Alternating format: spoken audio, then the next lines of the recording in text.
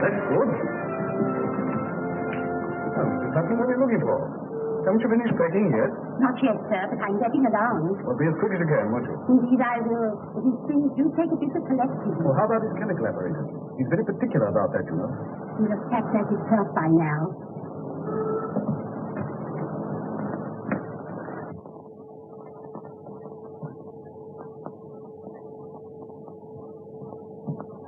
Really, Holmes, this is too bad. You realize that my wife and the rest of the furniture will be here at any moment. I told you the van that's bringing my stuff is taking all your things into the country. I'm so sorry, my dear Watson. I was somewhat engrossed in my correspondence. I'd no idea that my retirement would cause such a stir. You know, all sorts of people have written. Here's an interesting communication, for instance. Oh, what's that? It's a telegram of good wishes from our old friend Abernethy, the forger. Oh, yes. We got him 10 years, didn't we? Yes, we did, yes. When he came out, I was able to render him some slight assistance. You know, I'm not sure, my dear Watson, that of all the kindly messages I've received, even from the most exalted person, that this is not the most gratifying. Well, I don't suppose there are all regrets at your retirement. I imagine there are quite a number of people who'll be immensely relieved. Undoubtedly, my dear Watson. Chief among them, another old friend, Professor Moriarty. Oh, Moriarty. You know, Holmes, he's the one subject on which I believe you're utterly mistaken. Oh, no mistake, my dear Watson. That harmless old professor of mathematics. That harmless professor of mathematics, as you call him, is the brains behind the biggest criminal organization in Europe. You know, my one regret in retiring is that the police neglected to take advantage of the opportunity I gave them of arresting him. I failed to run him to earth. Well, we won't argue about it, Holmes. Well, I'd better run along and see if the van's left my place yet.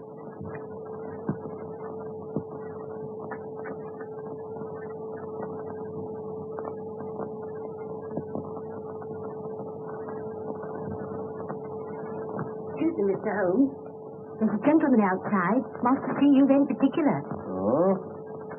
What's the gentleman like? He's an old gentleman and very tall. Ask him to come up. Yes, sir. Another well-wisher.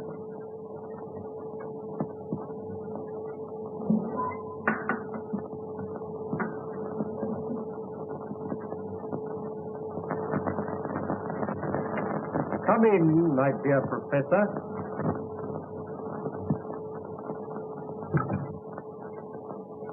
May I point out, Mr. Holmes, that it is a very dangerous habit to finger a loaded revolver in the pocket of one's dressing gown? Just a slight precaution, Professor. As a matter of fact, I half expected a visit from you to satisfy yourself personally that I really was going. Your perception, as usual, does you credit, Mr. Holmes. I must confess that, personally speaking, I cannot regret your intention to retire. I can well believe you, Professor. I also feel that from your own point of view, it is a very wise course. In fact, it is the only course possible. I'm afraid I don't quite follow. Do you not, Mr. Holmes? Allow me to refresh your memory.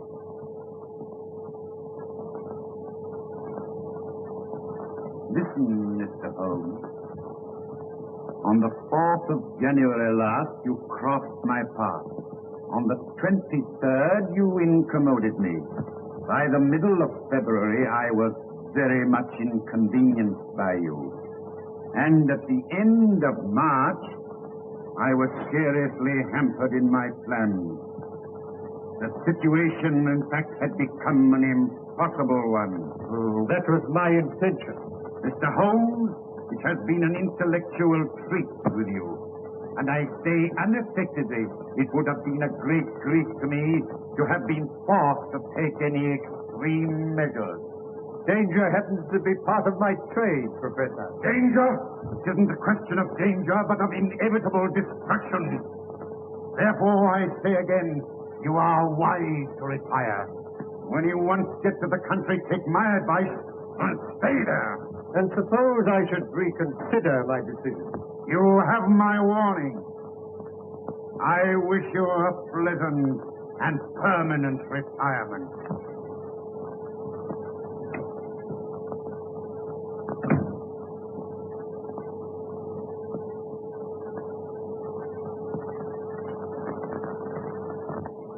Now see here. Colonel Moran. How much longer have I got to wait?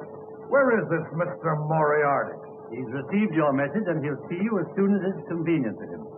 Waiting here for 3/4 of an hour. Who the devil does he think he is? If I may give you a word of advice, Mr. Balding, I should moderate your tone a little when you meet the professor. Is that so? Hey, you! Wait a minute! What devil's trick's this? No devil's trick. I only wanted to prevent your going before I had spoken to you. And who gave you the right to turn a key at me, huh? We needn't discuss that matter. I understand you have a proposition to make to me. Maybe I have. And maybe I'll change my mind. Why you kept me waiting? I speak to people when I choose, Mr. Balding. Not to me, you don't. Unlock that door. Sit down. I said open that door. Sit down.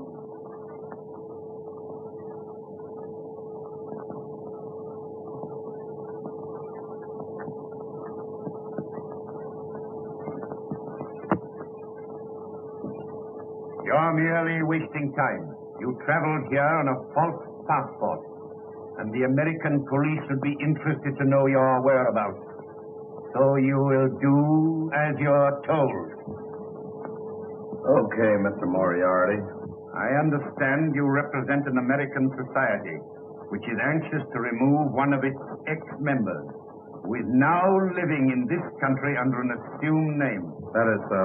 And you wish the aid of my organization. What do you propose to pay? $50,000.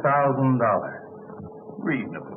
Now you will tell me all you know about this man, how you traced him to England, when he arrived here, and in what part of the country he was last heard of.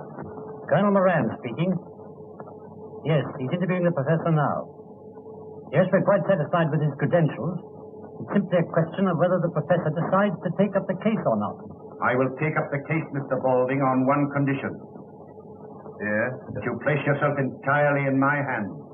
Carry out my instructions implicitly and obey my slightest order without question. Very well. Good. You will now return to your hotel. You will make no move whatever until you hear from me. When's that likely to be? It may be a week. It may be a month. Rest assured you will hear from me. When I am ready, your orders will be delivered by hand. You understand? Yeah, I get you. Very well. You will now find the door open. Good day. Okay. I'm relying on you, Professor. Oh, by the way, don't forget...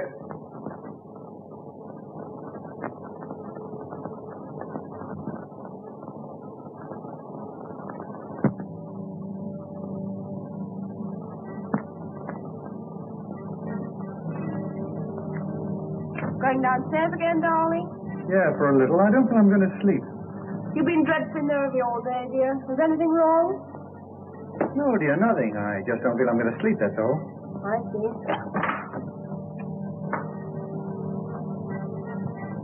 Hey, Jack. Anything wrong? No, I ran up my glasses downstairs, that's all. All right, go right there.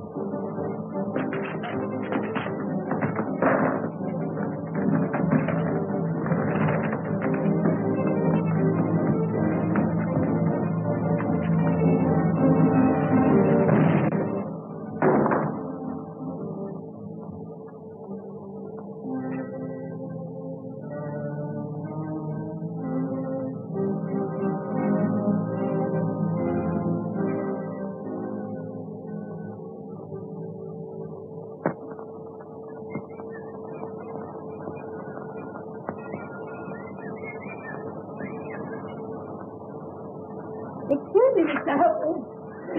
I'm so sorry, Mrs. Hudson. Is Mrs. Watson coming down with the doctor? No. No, she isn't. I gather that she's too busy in Baker Street. Oh, so it'll only be the doctor. Yes. Is it or just the doctor? Oh. Oh, here he is. Good morning, Holmes. Oh, my dear Watson. I'm delighted to see you. Good morning, Mrs. Hudson. Good morning, doctor. Well, how are you? Oh, I'm much better, thank you. Watson. You're looking better. I hope Mrs. Hudson's seeing that you have proper meals. Oh, I'm living like a fighting cock. We had a delicious chicken casserole yesterday, didn't we? Yes, and you let it all get cold while you were deducing the age of the chicken. As a matter of fact, Watson, it was a tough proposition. I bit off more than I could chew. Well, go along inside, Watson, have a drink. I know you must need one after your long journey. Yes, I could do with one, thanks.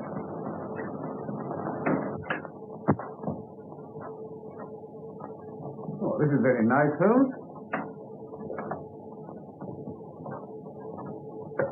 No, help yourself, Watson. Thanks.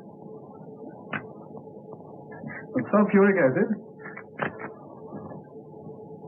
You're developing a curious sense of humor, Watson. So, how's all of that? Well, have you settled in comfortably in Baker Street? As far as I can see, we are, but Mrs. Watson doesn't seem to think so. No, you've been moving things about a bit. Yes. You moved your shaving mirror over to the fireplace. Yes, that's right. My wife has a dressing table where we used to have. How do you know? My dear Watson, you're a man of precise habits and considerable regard for your personal appearance. Yes, I observed that whilst the right-hand side of your face is closely shaved, the further we get to the left, the more careless your shaving appears. When we come to the angle of the jaw, well, it is positively slovenly. See, I deduce, therefore, that you placed your shaving mirror where the light strikes on the right side of the face. The bed must obviously be across the end of the room, therefore the fireplace is the only place left which could produce that result. Amazing, Holmes. Elementary, my dear Watson. Elementary. Oh, by the way, I've got a letter for you. Oh, thanks very much. Hello. This is interesting. No? This is a letter from Porlock. Well, who's Porlock? Well, it's rather difficult to say. It's a gentleman of many aliases. It wouldn't be of any importance except for the fact that he's one of Moriarty's creatures. Oh, I see, Moriarty. A link in the chain.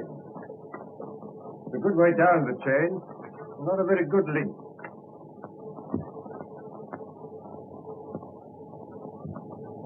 Now, look here, Holmes. Please remember that you've retired. Twice he sent me advance information that has enabled me to prevent a crime. Whether it was his conscience that made him do it, or a £10 note sent to him by devious measures, I've never discovered. What do you make of that, Watson? I don't want to make anything of it. Put it in the waste paper basket as it was done. My dear Watson, I'm willing to put anything in the waste paper basket if I can do so with a clear conscience. I might never forgive myself if I did so in this case. What do you mean? I mean that something sinister is afoot, Watson. Just cast your eye over there.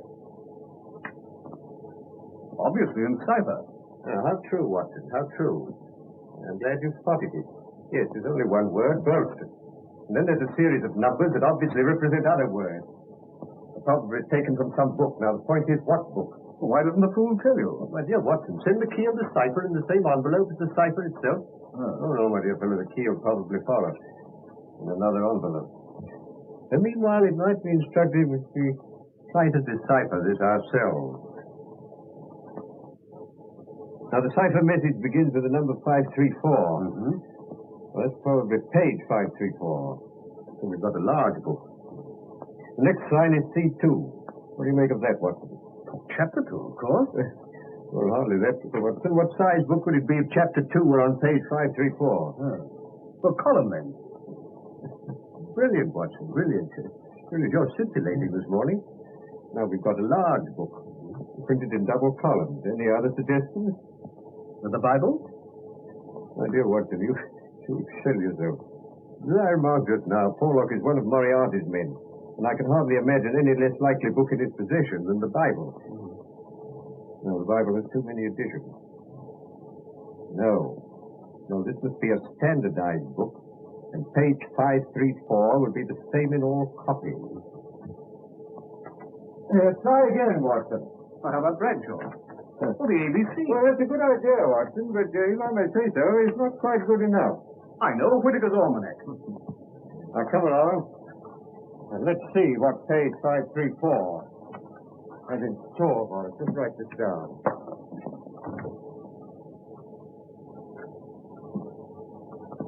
Danger? Good, Watson, good. You got that down? Yes, capital.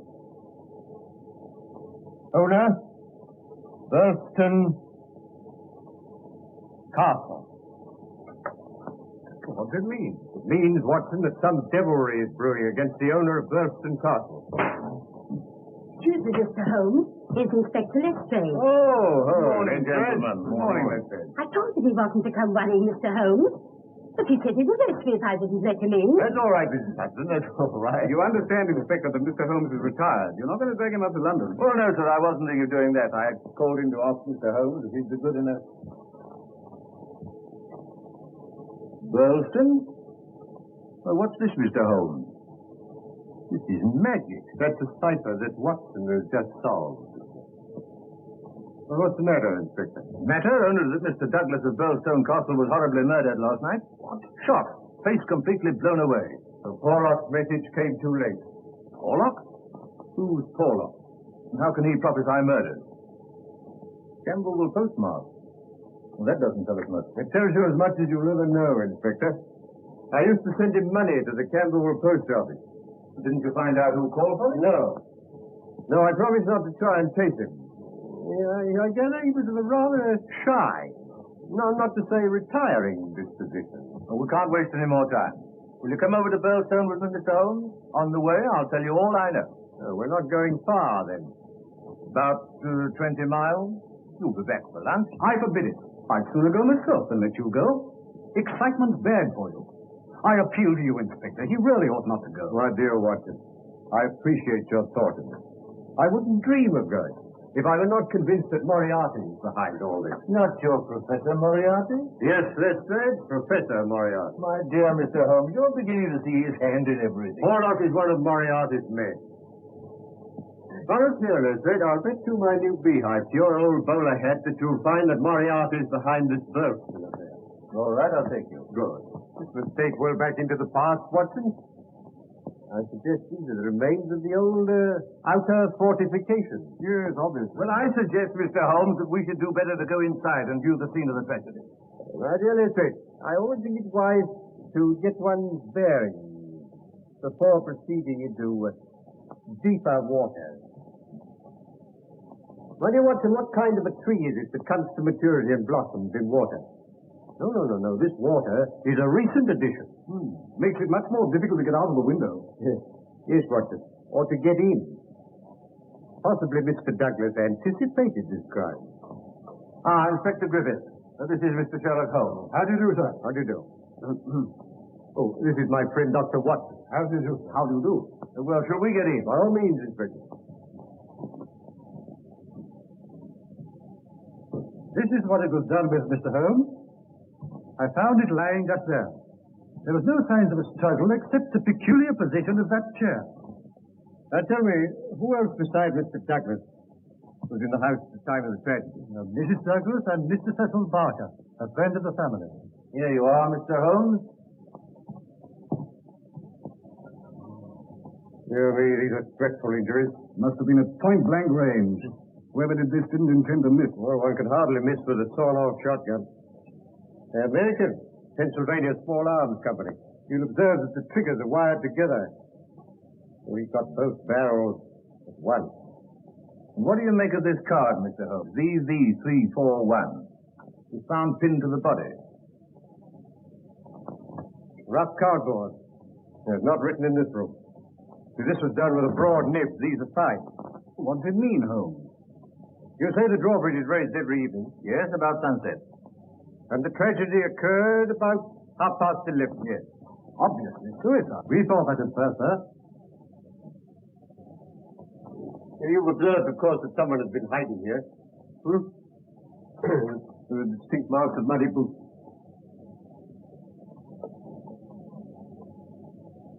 When were these curtains drawn? At dusk. So the men must have got in after the curtains were drawn and before the bridge was raised. Yes, but I observed when I arrived that the moat doesn't extend right round the castle. The ruined tower at the end of the building is accessible without crossing the drawbridge. Yes, but the only way from the tower to this part of the house is through this solid oak door, which is always kept locked.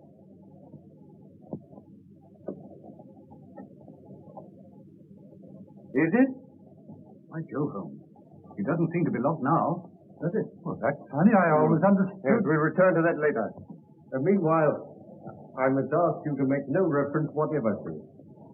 Now I think we'll have another look at the bottle. Oh, and I should like to have a word with that Mr. Cecil Barker. Very good, sir.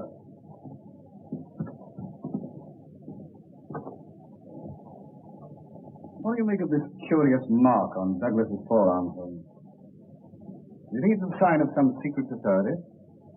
How would you say that was done, Watson? It isn't tattooing. No, it's a brand. It's been done with a red-hot iron. Very painful. Mr. Barker, this is Mr. Sherlock Holmes. How do you do? I'm very glad you're able to come, Mr. Ham. This is my friend, Dr. Watson. How do you do? How do you do? Now, Mr. Barker, I understand you discovered the body. Yes, I heard the shot and came straight down. Poor Douglas is lying where you see him now.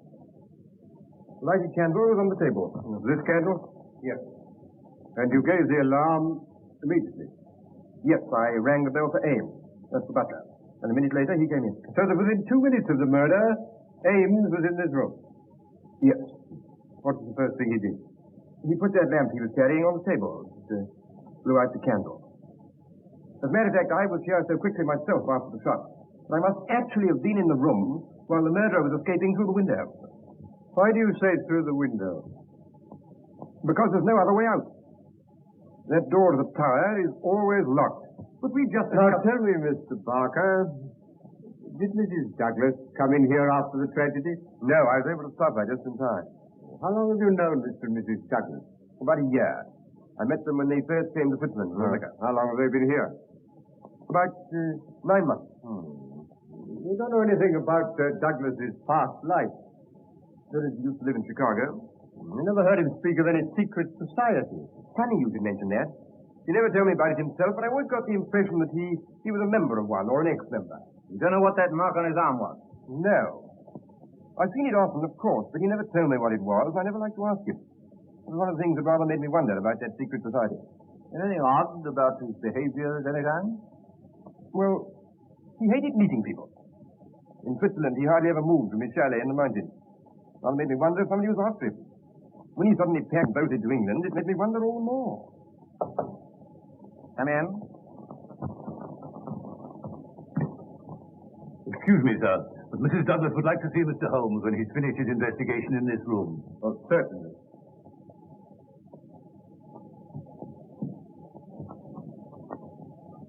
Mr. Barker, would you be good enough to tell Mrs. Douglas that I'll be with her in a minute?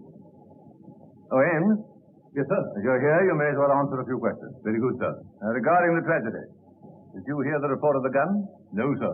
You know what these old houses are. Walls are a mile thick.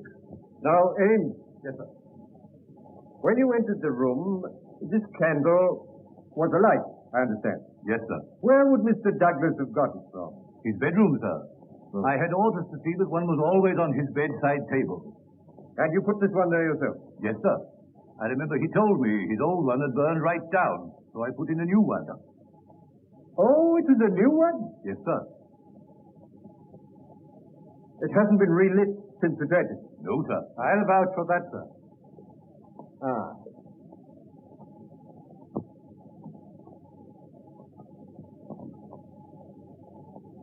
Did these candles come out of the same box as that one on the table? Yes, sir. Yes. Yes, thank you. Have there been any strangers about the place lately? No, sir. Oh, wait a minute. An old gentleman did call a little while back to look over the ruin part. But we often have people come to see that. It dates from the Norman Conquest. Quite. Well, there's nothing more that you can tell me, eh? No, sir. I can't make head or tail of the whole thing. Fairly beats me. And the wedding ring being missing, too. Wedding ring? Didn't Mr. Barker tell you? Not a word. What about the wedding ring? The master always wore a plain gold wedding ring under the one with the rough gold nugget on it. Under? Yes, sir. I never saw him without it. And for the murderer to take that and leave the other seems so strange, doesn't it? Yes. Yes. Oh, there's just one more question, Abe. Did your master ever do exercises in the morning? Yes, sir. Every morning. As regularly as clockwork. Thank you, Abe. Thank you. Will that be all, sir? Yes, thank you.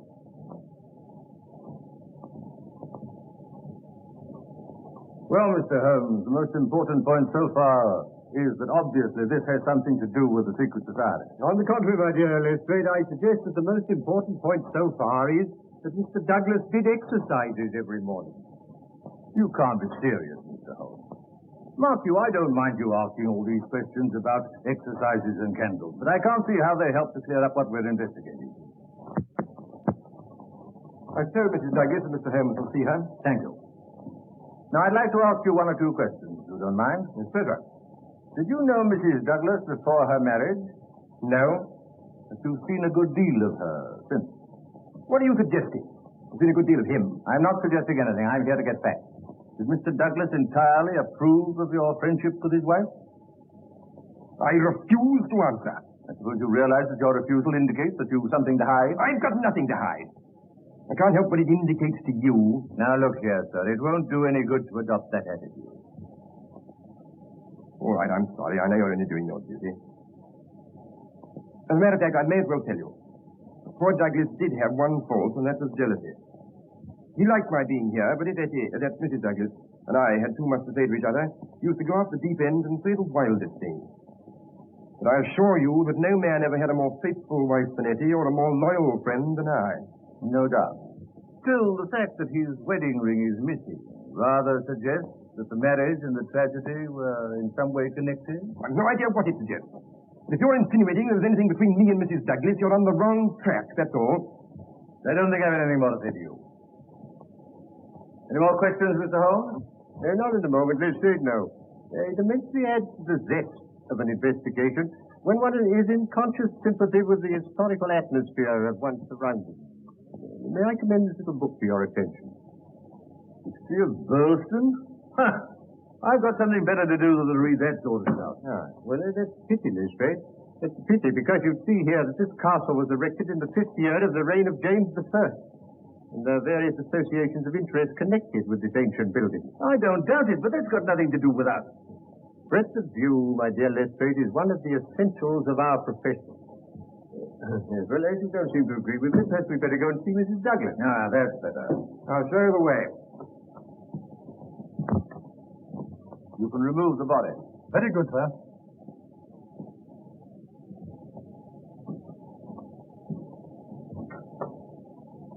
Etty. You've met Inspector Lestrade. This is Mr. Sherlock Holmes. How do you do, Mr. Holmes? How do you do? Well, may I present my friend, Dr. Watson? How do you do? It was good of you to come, Mr. Holmes. Not at all.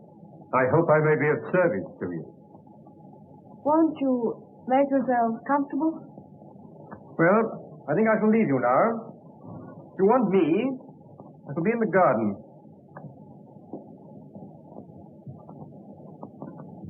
Now, Mrs. Douglas, I wonder if you can give us any help. I wish I could, but I didn't see the tragedy. So I understand, but you heard the shot. Now, how long after that were you stopped on the stairs by Mr. Barker? A couple of minutes. I just had to put on a wrap and some slippers. How long had your husband been downstairs before you heard the shot? 2 or 3 minutes. Not more than 5. Where were you married, Mrs. Douglas? In New York. In America? Have you ever suspected there was some danger threatening your husband, and that he knew it? Yes, I have. In fact, I'm sure of it. But he wouldn't talk about it. Not that there wasn't complete love and understanding between us, but, well, it's just that he didn't want me to be worried. You know nothing of his life in America that could have caused that threatening danger. Nothing at all. That mark on his arm, you know what that is? No? You never asked him. Yes, I did once, but he refused to discuss it. I never asked again. You've no idea what it is. None whatsoever. Can't you suggest anything? Mrs. Douglas, I suggest that you tell me the truth. Mr. Holmes! You know perfectly well what that mark is. You couldn't possibly have lived in America without knowing. That mark is the brand of the Scowrers. Scowrers? Yes, an American secret society which terrorized the coal districts of Vermissa, and which was broken up some years ago. Well, I'm bound to admit, Holmes, I've never heard of them. Now, I can well believe that, Watson, but I can't believe that Mrs. Douglas has never heard of the Scowrers, because her husband was one. All right, Mr. Holmes. I'll tell you the truth. I think that will be the wisest course. I'll tell you the story of the Vermissa Valley, the Valley of Fear. 2 years ago, I lived at Vermissa with my father. We used to take in boarders occasionally. And one evening, I went down to the depot to collect a package. And I met a young man who'd just come off the train. His name was Murdoch, and he was looking for lodging. The minute I set eyes on him, I knew he was the one man in the world for me.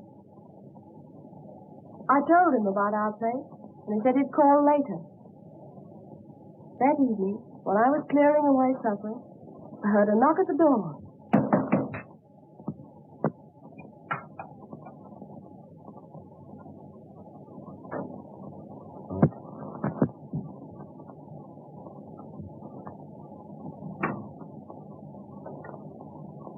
So you've turned up, Mr. Murdoch. I sure have. I try to make it a habit to keep my word.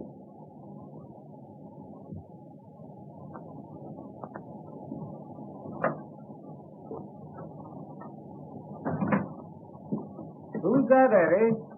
Someone to see you about a room, Dad. Eddie, so that's him, is it? Mine's Jack. This is Mr. Murdoch. He wants to board with us. Well, suit me fine. Well, take your things off. Thanks. I dare say we can fix it. $20 a month for the term. That's all right for me. I better give you my first month. Okay. Will you come into the sitting room?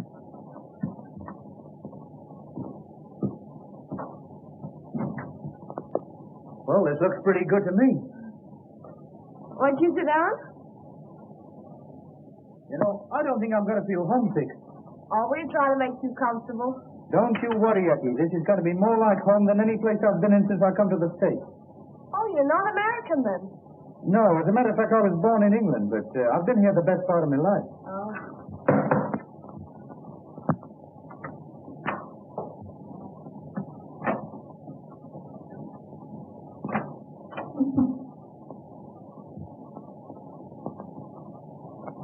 Why, hello, Ted. I didn't expect you so early. Yeah, so it seems. Who's the boyfriend? Our new boarder, Mr. Murdoch. This is Ted Balding. Well, Mr. Boarder, I suppose you figure you got things fixed up pretty good here, eh? Yeah, that's the idea. Any objection? No. Come here. Come on, get a move on. But I've been a boarder myself, so I'll put you wise. Eddie belongs to me. She's sweet on me. Get me? Well, there's no accounting for taste. So you're one of these fresh guys, eh? Well, don't get fresh with me, that's all. Ted, please. Jeff didn't mean anything. Oh, Jack, is it? Come to that already, eh? I think if you were to leave us alone, Eddie, we might get that thing straightened out. Listen, I know how to get this thing straightened up. You know what that means? No, and I don't care. Well, you can take it from me, you will. I'll be here tomorrow night, and I'll expect to find you gone. I wouldn't bet on that if I were you.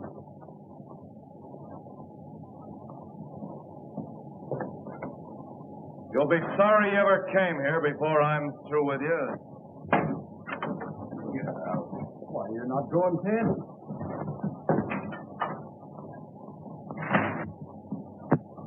Say, Eddie, what's the matter with Ted? Oh, he's sore of Mr. Murdoch being our new boarder. Sorry, you should have a scare on your first night, Mr. Murdoch. Scare? You don't think I'm scared of that, do you? Most people are. Well, I'm not. Who the devil is he, anyway? He's one of the bosses of the Scowrers. The what? The Scowrers. A society of murderers and blackmailers. The ancient order of freemen, they call themselves. No, baloney. The freemen are to be found in every town in the state. It's a society for charity and good fellowship. Not here, it ain't. It's just a murder gang. Well, then why don't they bring them to justice? Tell me that. Because no one dares give evidence against them. Juries don't dare to convict. The judge has to do as he's told, and the police are all square. Say, you're just trying to kid me. I don't believe a word of it. Aren't there 50 murders to prove it? Is there a man or woman in the valley who doesn't believe it? Well, you don't scare me. You see, you don't know me. And you don't know McGinty and his gang. McGinty, eh? That's queer. I've got a date with that guy this evening. McGinty? What have you got to do with McGinty? Well, I've got to report to him. You see, I happen to be a freeman myself. What? What? You a freeman? Then you don't stay here another minute. Here's your $20 back. I wouldn't have you for $100 a week. But you can't tell him out now. Oh, can't I? I'm telling you, I got no use for these freemen. It's bad enough to have one hang around Eddie. I'm not going to have another for a boarder. You get out of here tonight. Well, tomorrow morning.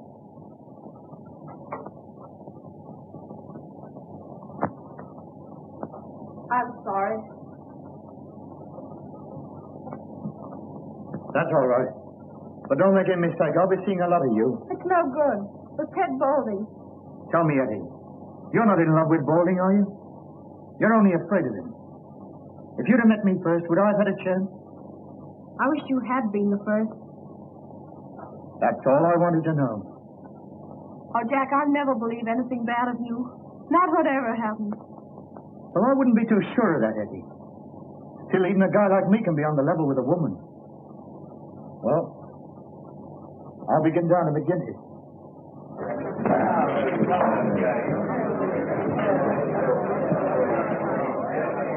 Whiskey. Well, stranger, I don't seem to call your face to mind. No, I'm new here, McGinty. Counselor McGinty to you. Well, I'm sorry, Counselor. I was told to come here by Brother Scanlon, Assembly 341 for Mrs. I drink to your health and our better acquaintance. Oh, it's like that, is it, Mr. Murdoch. I'd have to look a bit closer into this, Mr. Murdoch. We don't take people on trust in these parts. There's some little talk in private. Yeah. You mind stepping through that door there?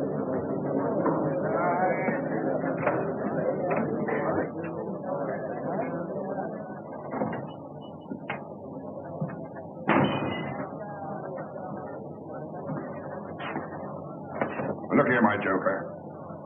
If I thought you were playing any games on us, it'd be short stripped for you. A strange sort of welcome for a brother. Where were you initiated? Assembly 29, Chicago. What are you doing here? Looking for work. Why'd you leave Chicago? I'll tell you that. Why not? Because the rules say that one member can't tell another a lie.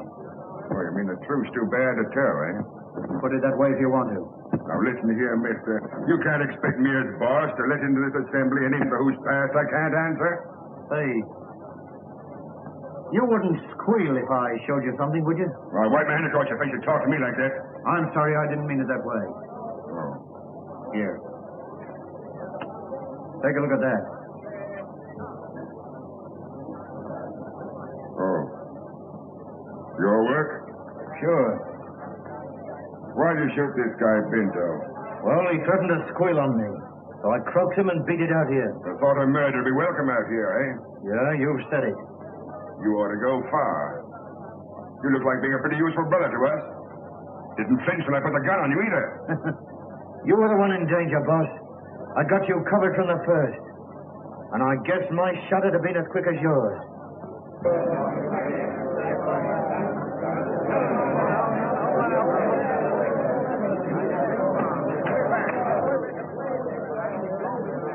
So you got here first, did you? I want to have a word with you about this man. Yeah, you say it right now while I'm here. I'll say it how and when I please. I'm content to leave it to you to judge between us, Counselor. Well, what is it? Well, a young lady. I think she's free to choose for herself. Is she? As between members of the assembly, I should say she was. Well, that's your ruling, is it? Yes, it is. Were you thinking of disputing it? You'd back a newcomer against me, would you? Well, you're not boss for life, Jack McGinty. And let me tell you this. When it comes to the voting... You've been asking for it a long time, Baldy. Now you've got it. I've got nothing against you, boss. All right. Now, we can't have bad blood between brothers. Go along in the bar, and I'll buy about the drink.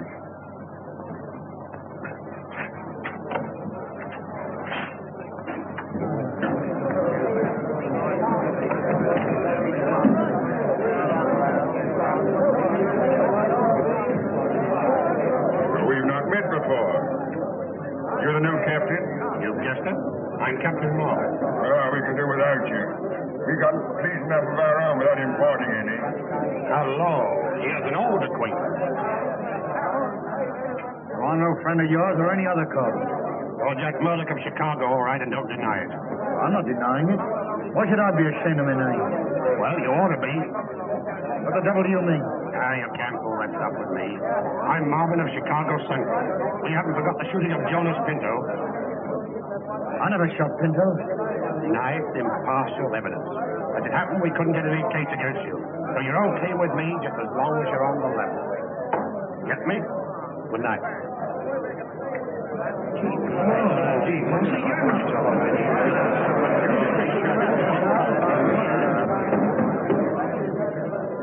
Well, boys, here's a new brother from Chicago. We'll just have drinks all round, and then we'll swear him well and truly into the assembly. We got a special initiation here in Vermissa Valley, and you can't be one of us till you've been through it. That's okay with me.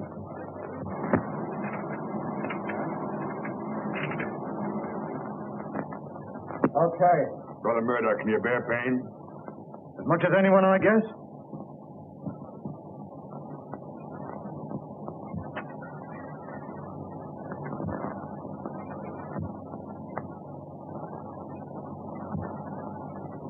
Well done, brother. Now, one last word. You'll obey my rulings at all times, and the penalty for breach of faith is inevitable death. I understand. Well, boys,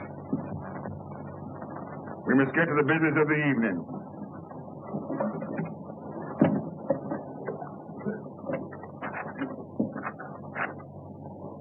There's a man in this town who needs trimming, and it's up to you to see that he gets it. I'm speaking of James Stanger, editor of the Herald. You seen how he's been panning us again in his dirty rags? Yeah. Why don't we bump him off? That might cause more trouble than we need ask for. But I guess you can give him a pretty severe warning. Will you take care of that, Bowling? Sure thing. I'll take Van Schuss along with me. And you, Mansell? And, you, Gower? Okay. And, yeah. You'd better come along with us, Murdoch. We'll see the kind of stuff you're made of. That's okay with me. Come on, let's go.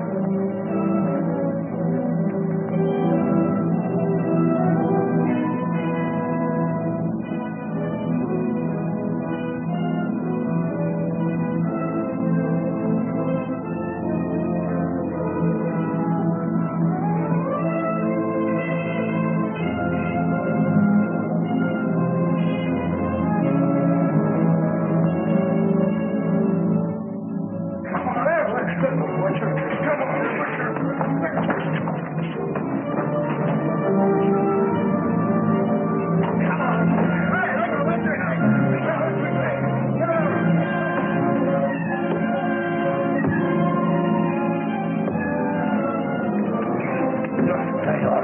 He didn't interfere with what. Stand back or I'll blow your head up. The boss said he wasn't to be killed in me. Yeah, that's so. Lay off, Baldy. Come on, let's go.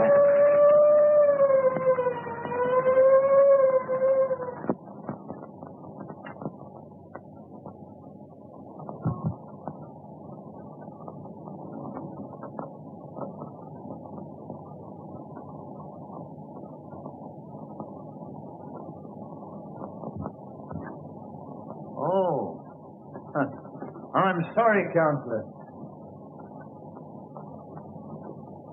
I'm not much of a visitor, Murdoch, but I thought I'd touch upon your case. I'm honored. But how'd you know I was here? I only came this morning. It should be enough for you that I do know. It may be enough for most men, but not for me. So you're a queer guy. Scanlon told me, if you must know. Lives here too, so he says. Yeah. Have a drink. Sure.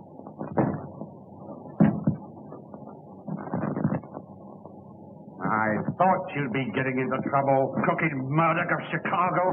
He's a friend of mine, and I'll answer for his conduct. Well, what am I being accused of? Beating up old Stanger of the Herald last night.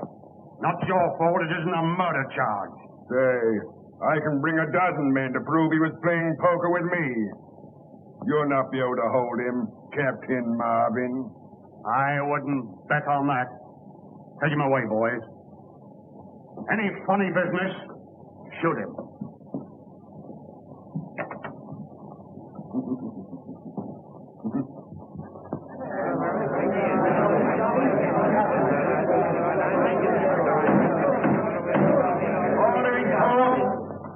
Do you find the prisoner, John Murdoch, guilty or not guilty?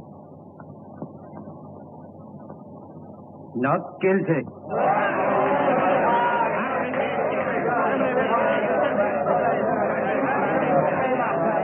Court adjourned.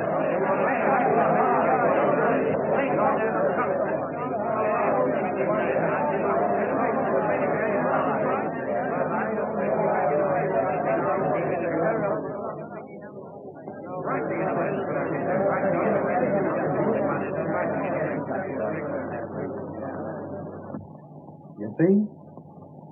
I told you needn't worry.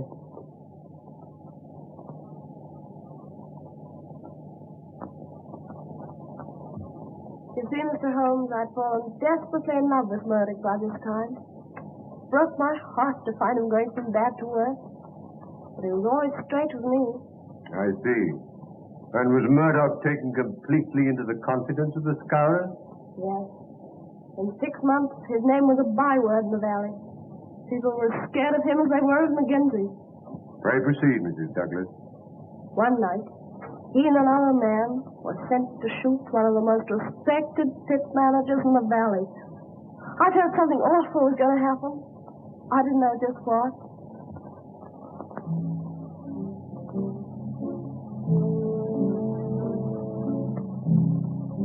Tell the boys to scram. Okay, boy. Now then, Baldy. As soon as we get this going, you come back to these bushes and cover the door. He's got to come out when he finds a place to light. And where are you going? Don't be a sap. I've got to cover the back, haven't I? Come on, let's go. Okay.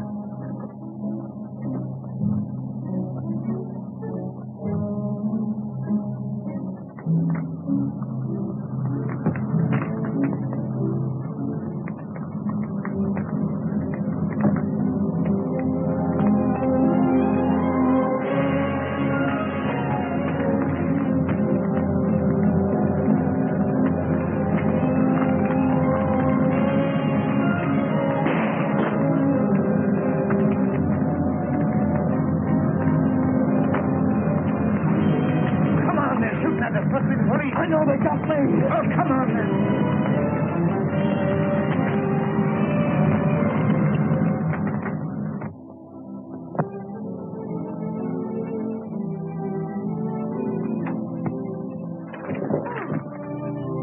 I'm sorry, Eddie. I didn't hear you come in. What's the matter, Jack? Why are you so scared of me?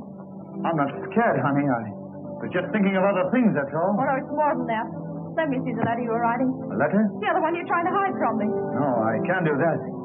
It's secret. It's the business of the society. You know, when you come in, I thought you might have been a detective. Oh, Jack, can't you give it up? That's what I've come to ask you.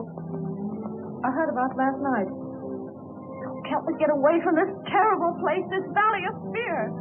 No, I can't do that right now. They'd never let me get away knowing as much about them as I do.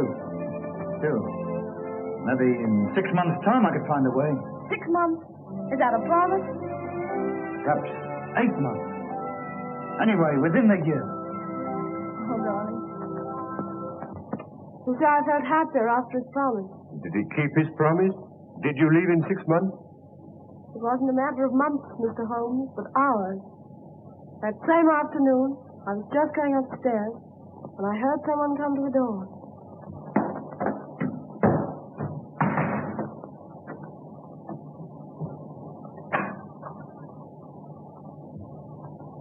What's the matter, Jack? Trouble afoot. Police? Yeah. A Pinkerton detective. Yeah, that don't mean anything to you, I know, but I'm too deep in this thing. I've got to get out. Tonight. And you want me to come with you? Yeah. I'm a strange sort of Romeo for a kid like you, but I'm on the level with you, Eddie. And we quit tonight? Sure. Is there any danger? Maybe we can stall the danger off, maybe we can't. Anyway, you be ready in case I come for you. I will, Jack.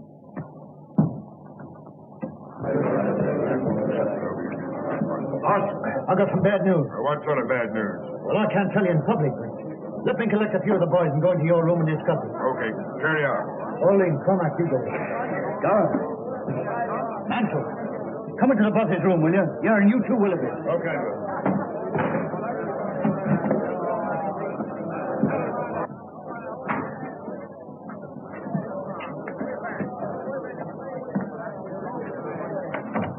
Boys, I've discovered something. Well, what is it? There's a fellow called Bertie Edwards among us. Well, he's a Pinkerton detective, and he's collecting evidence against us that'll send us all to the gallows. You sure of this? Yeah, you can take it from me, but I'll give you the details later. Anyone know this guy by sight? Sure, I do. But if we act quick, we've nothing to fear. We got nothing to fear anyway. What can this man know about our affairs? Well, I hope you're right. But he's got the co-owner's millions at his back. Don't you suppose there may be some weak member among us who can be bought? Maybe he's got our secrets already. No, there's only one cure. That he never leaves the valley alive. For the first time, Balding, you and I agree. Well, do you want me to handle this, boss? Sure, but you better tell us some more about it. Well, the other day I met a fellow who said he was a pressman. And he offered me good money for inside stories of the Scowrers. Although his face was familiar, somehow or other I couldn't place him. I know now that was Bertie Edwards. I made a few inquiries and found out he was living at a place called Hobson's Patch, under the name of Steve Wilson. Well, we'll just bump him off quick. No, I've got a better plan than that. Well, what is it? I'll go over to Hobson's Patch this afternoon and locate him. I'll tell him I'm a Scowrer, and I'll offer him the secret papers of the Society for a price. Only as I can't hand them to him in the street, he's got to come to my place to collect them. That'll fetch him. Well? Well, surely you can handle the rest yourself. Only once Mr. Bertie Edwards comes to my place, I don't think he'll leave it again alive, somehow.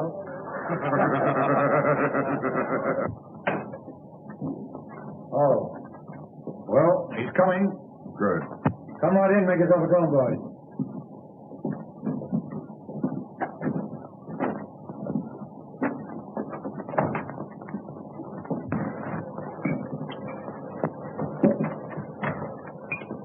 You think he knows much? Well, he's been here 6 weeks. He may have passed on quite a bit. But we'll make him tell us all about it. We'll have the truth out of Mr. Bertie Edwards if he has to cut his heart out to get it. Did he seem to send a trap? No, I got him on the weak point. Told him I'd show him all the papers of the Scowrers. Well, if we handle it right, they'll never be able to prove a killing. Nobody will see him come up to the house after dark. And I'll lay odds nobody will ever see him leave. Now, here's the plan. You boys all stay here, see? Bertie Edwards will be pretty heavily armed, so we got to take him by surprise. He's going to knock 3 times. I'll go out, open the door, let him come in. I'll leave him in the outer hall while I come in here and get some papers or something and give you the tip. I'll go back, and while he's reading the papers, I'll get the gun off him. Then I'll give a shout, and the sooner you come in, the better. You're the one to handle him. Not one word of warning does he get till Murdoch has his hand on his throat. Okay, man.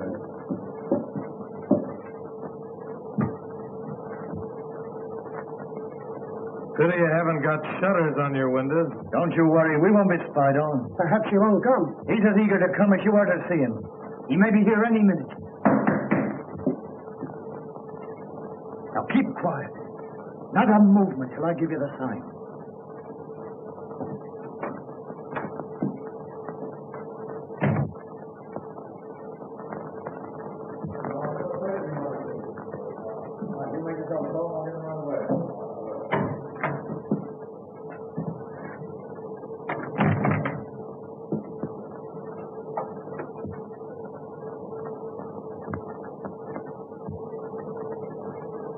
Well, is he here?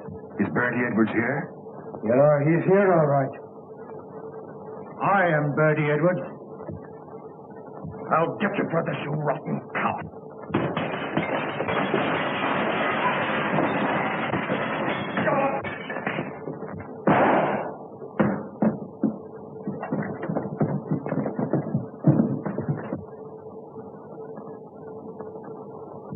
There are 40 armed men around this place, so you can figure out what chance you've got.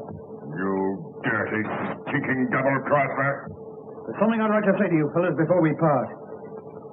Next time we meet, you'll all be in the dark. Well, I can put my cards on the table at last. I am Bertie Edwards of Pinkerton. I played a pretty dangerous game in breaking up your gang.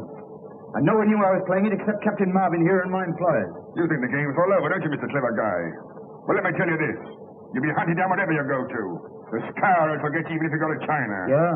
Well, I'll take a chance on that. You all fell for my supposed criminal record, just as I thought you would. I've stopped as many crimes as possible. How many times have you fellas been to get your man and found he's gone to someplace else? Well, that was my doing. Yeah, and that was my doing, too. Only I was just too late to save a man's life. But when I found the secret was coming out, well, I got to act quick. And so I'm able to hand over to Captain Marvin the worst gang of murderers this country has ever known. Handpicked by me. I told you when you joined us, the penalty for breach of trust is inevitable death. And you'll find that's true. Take him away, boys. Well, Bertie, the boss will be pleased. You sure got results. Yeah, but I wouldn't go through all this again for all the money in the States. That's the whole story, Mr. Holmes. McGinty and a dozen others went to the gallows. And Ted Balding, one of the very worst, got off with life imprisonment. Do you think this is Balding's work? Obviously. Obvious. I'm certain of it, too. We wandered around and finally settled in Switzerland. And then one day my husband got a cable saying that Balding had broken jail and was believed to be in Europe. My husband must have got wind of something because we packed up in a few hours. And now... I see. McGinty proved himself to be right. Yes. Oh, Mr. Holmes, if you'll pardon me, I'll go and get some fresh air. This has all been terribly upsetting. Naturally, Mrs. Douglas.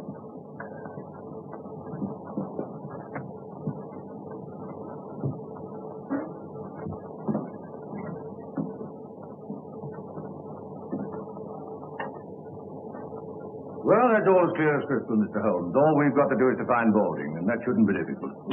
They may even have got him by now. Well, I'm going to slip over to the station for a few minutes. I suppose you won't be leaving just yet a while. No. With your permission, no, not yet. That's all right. I'm afraid you've lost your beehive, Mr. Holmes. Nevertheless, you'll oblige me by taking care of that bowler hat of yours, Lister.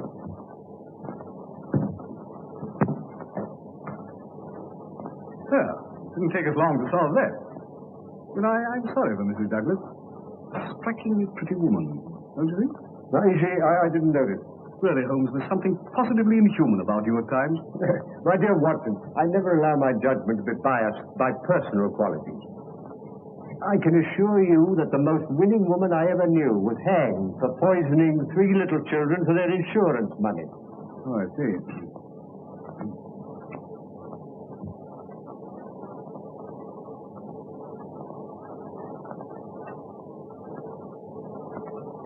Oh, Ames? Yes, sir. Is there anything I can do for you? You said your master used to do exercise. Did he use dumbbells? Yes, sir. 1 or 2? 2, of course. And you said he used them every morning. What about yesterday? Yes, sir. I remember him doing them. Where? Down here? Yes, sir. He used to say he liked plenty of elbow room. Yes, thank you, Ames. Thank you. Will there be anything more, sir? No, nothing more.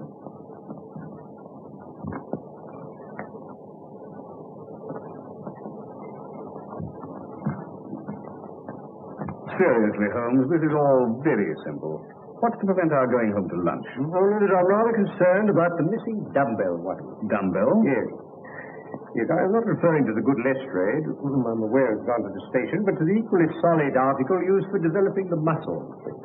One usually looks through them in pairs, my dear Watson. I can only account for one. Now, this is by no means a simple case. What complicates it still more is where does Moriarty come in? He doesn't. Balding murdered Douglas, and it's Lestrade's job to find him. My dear Watson, you appear to have forgotten that only this morning we decoded a message from one of Moriarty's men foretelling this tragedy. Oh, yes, of course. Yes, so we did. Well, what's the next step, Holmes? You can lend me your umbrella. Umbrella? Yes. But it's not raining. How true, Watson, how true. Nevertheless, I should like it. You brought the one with the crooked handle, didn't you? Yes, I left it in the hall. But that's a wretched weapon, Holmes. Take my revolver. No, my dear fellow. There's no danger. If there were, I'd ask for your help. No, I'm not thinking of doing any shooting, Watson. Just a little fishing. Fishing? Yes. Yes, I want to see what the moat has to offer us. Oh, I see. Fishing.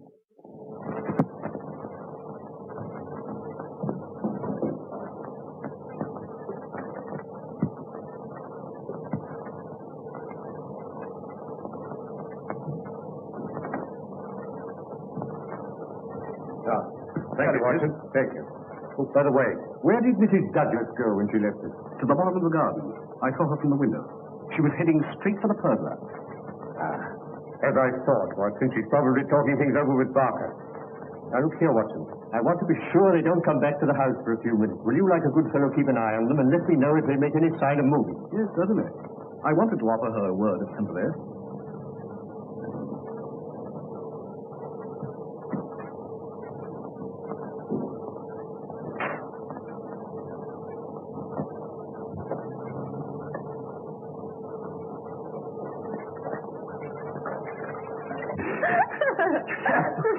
I don't know how I kept my face straight during my examination. Well, you've bitten off more than you can chew this time. You should have seen me as a broken-hearted widow. Do pardon me, Mr. Holmes. I think I'll take some fresh air. This has been so terribly upsetting. Oh. Look out. Dr. Watson, would you mind coming and speaking to Mrs. Douglas? I was about to offer my condolences to Mrs. Douglas, but they appear to be superfluous. As a matter of fact, she wants to ask you something. Yes. I feel the gravity of the situation calls for some explanation.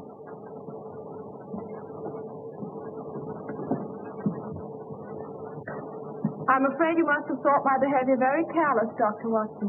Your behavior is not my business, Mrs. Douglas. But I must admit, I find it a little difficult to reconcile with the circumstances. What did you want to ask me? If I was to tell Mr. Holmes something in confidence, would he tell the police? I can't answer that. In other words, is Mr. Holmes working with the police or on his own? That I can't answer. Well, could he get rid of the police? Tell him he was satisfied and send him away? Certainly not. Mr. Holmes is an independent investigator, but I feel certain that he would withhold nothing from the officials that might help to bring the criminals to justice. If you require any further information, I refer you to Mr. Holmes.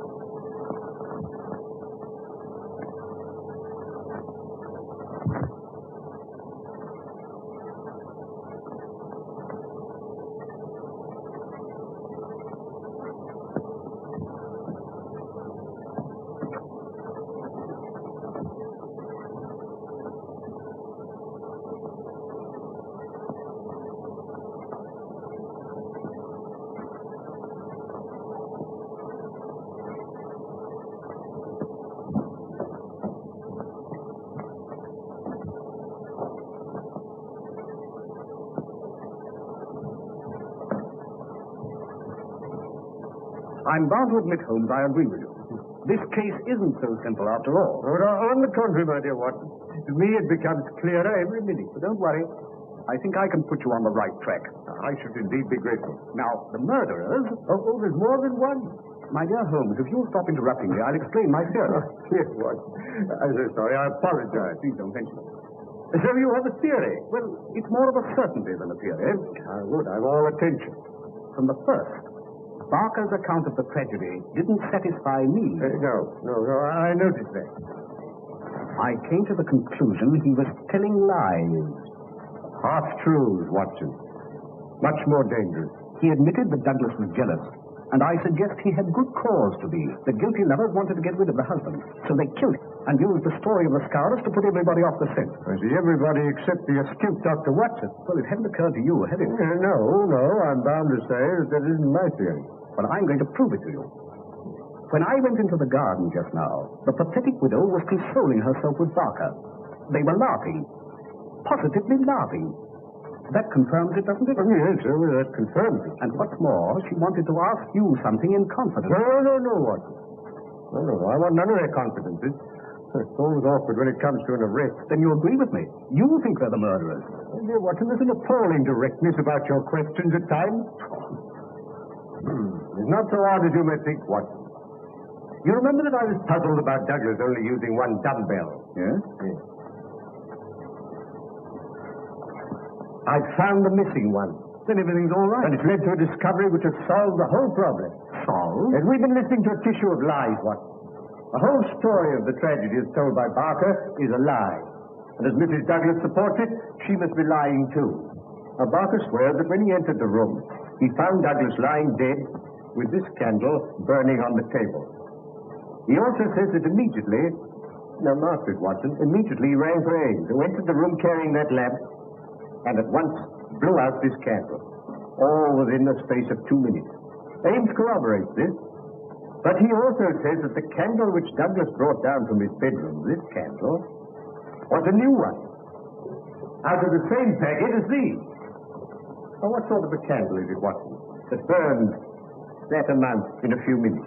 By Jove, Holmes, I believe you've got it. And moreover, if Barker's story were true, the assassin had less than a minute in which to remove 2 rings and replace one. Remember, the wedding ring was under the other one. Pin that card to the body, cross the room, and make good his escape. No, Watson, it's false every word.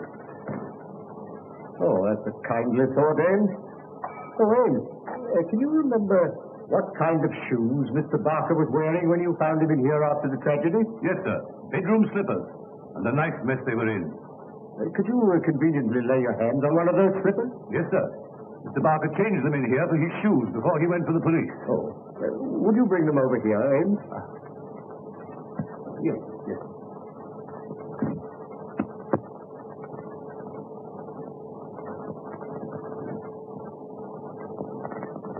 Here they are, sir. Thank you, Ames. Thank you.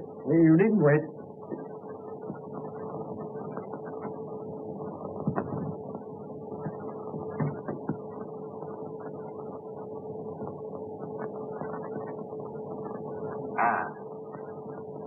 As I thought. It fits exactly. You mean Barker made that mark himself? It's part of this deliberate conspiracy, Watson, to hide the truth. Then why don't you arrest him? And Mrs. Douglas? My dear Watson, if you asked a good Lestrade, I think he would. No, Watson. These are only small figures in the drama. The principal player you will meet tonight. Where? Here? Pass through that door. In the ruined tower of Burlston Castle. Oh, I see.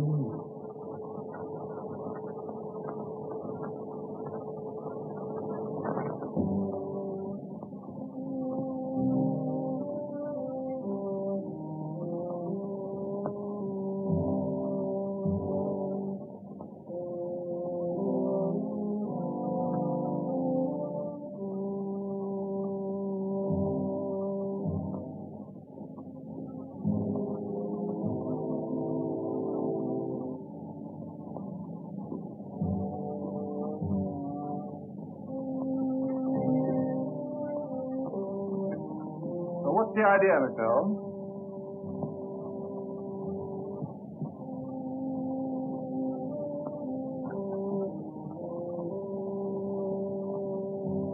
Come out, Mr. Douglas. Douglas? Well, what on earth are you talking? Mr. Holmes, I believe. Now, let me introduce Mr. Douglas of Burlston Castle, otherwise known as Bertie Edwin. But Douglas is dead. On the contrary, my dear Lestrade, as you see, he's very much alive. But I don't understand, Mr. Holmes. Who is dead, then? Will you explain to the inspector, or shall I? Well, you've done very well so far, Mr. Holmes. You go ahead. Well, Lestrade, it is quite a simple case. Maybe quite simple to you, Mr. Holmes, but how did you arrive at this solution? By means of a partially burnt-out candle and a missing dumbbell. Now, the candle proved that Barker had been in the room with the dead man for at least 40 minutes before he gave the alarm. And I had to ask myself, what was happening during that time? What was Barker doing? Yes, I'm afraid that's the point I missed, Mr. Holmes. Well, that's not the only point you missed, my dear Lestrade. Now, Mr. Douglas was being hounded by the Scowrers, who'd sworn to kill him. So he retreated to this castle, where he took every precaution against intruders. But Balding succeeded in entering during the day, unseen. That night, he attacked Mr. Douglas with a knife. It was knocked out of his hand, so he had to use the noisier weapon, the shotgun, which in the struggle went off, killing Balding and mutilating him beyond recognition. Oh, I see. Oh, well, that answers your question, Lestrade. But what about Barker? Barker, my dear Watson, on hearing the shot, came down at once. And in order to put the Scowrers off the scent, they dressed Balding in Douglas's clothes. The Scowrers mark on the arm completing the deception. Balding's own clothes, Barker weighted with a dumbbell and threw into the moat. Douglas then got dressed, took some food, and went into hiding. And that's what happened, Watson, while the candle was burning down. You see, Lestrade? Am I right, Mr. Douglas? I can certainly hand it to you, Mr. Holmes. Yes.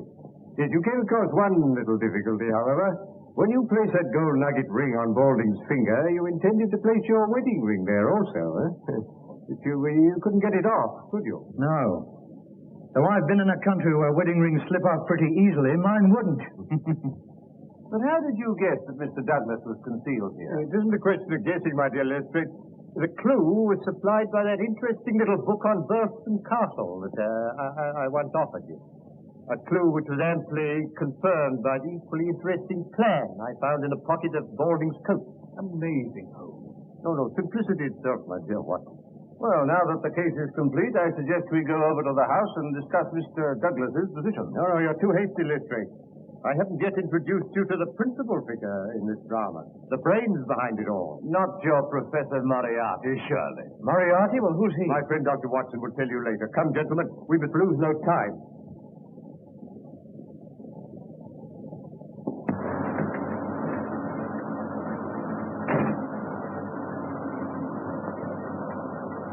Keep her running, Moran. I'll bring Balding back in 5 minutes.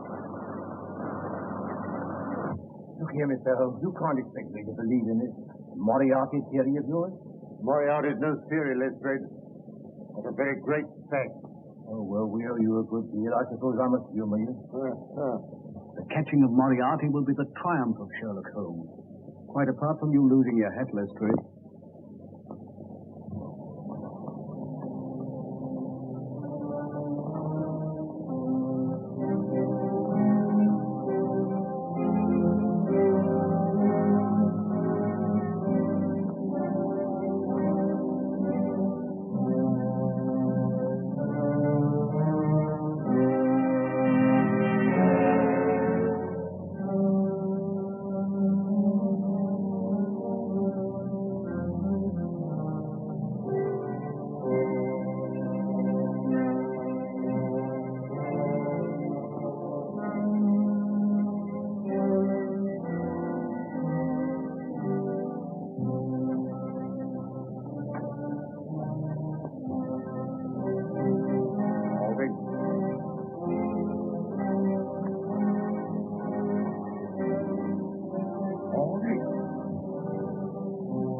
Balding failed to carry out your instructions, Professor. Oh, you're in this, are you, Holmes? Well, I warned you.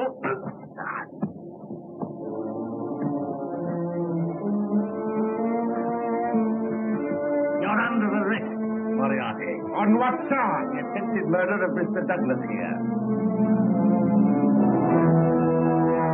Our paths have crossed for the last time, Moriarty.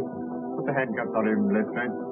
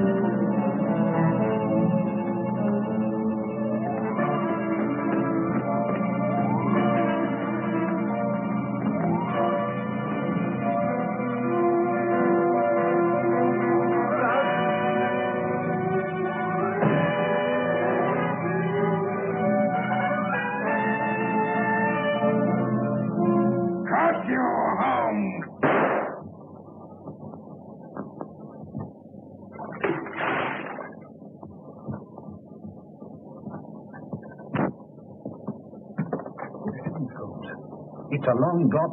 Yes. Yes, it's rather more than that required by law, I fancy, my dear Watson, but equally effective.